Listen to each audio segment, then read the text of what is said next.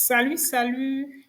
J'espère que vous allez très bien. Je tenais à faire cette courte vidéo juste pour vous donner quelques conseils de pro pour optimiser vos revenus et minimiser les risques dans le cas où vous souhaitez combiner plusieurs types de location pour votre propriété.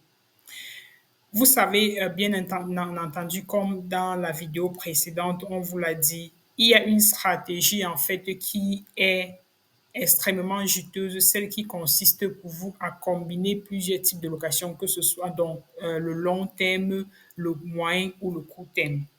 Pour rappel, le court terme en général, ça va être des types de locations que vous avez en général sur les plateformes comme Airbnb et Booking.com et autres qui vont de 1 jour à 28 jours en général. Un jour à 28 ou 30 jours. Le moyen terme va être à peu près entre 28 jours et 12 mois et le long terme va être tout ce qui est de 1 an et plus. Alors, bien que cette stratégie, dans la stratégie de combiner soit deux ou tous les trois types de location est extrêmement puissante, elle n'est pas du tout sans défi. Donc, voici quelques conseils de pro qui vous permettent d'optimiser votre méthode et d'éviter certains pièges. Alors, la toute première, c'est quoi? C'est pour vous de surveiller vos coûts et vos frais de gestion. Donc, lorsque vous combinez différents types de locations, vous devez être vigilant sur vos frais. Les coûts de gestion peuvent parfois augmenter de façon drastique, surtout pour des locations à court terme avec des ménages qui sont fréquents et aussi des changements de locataires de temps en temps. La seconde stratégie va être pour vous de gérer votre logistique de façon efficace.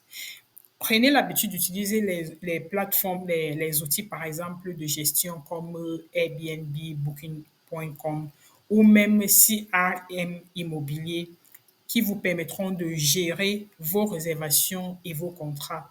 Et de plus, ne sous-estimez surtout pas l'importance de l'entretien régulier de votre propriété. Très important.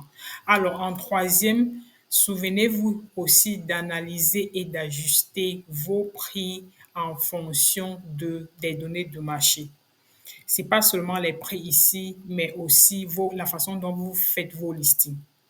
Donc, pour réussir, vous devez constamment surveiller les données du marché. C'est que la concurrence adapte aussi sur leur listing et comment est-ce que les prix varient.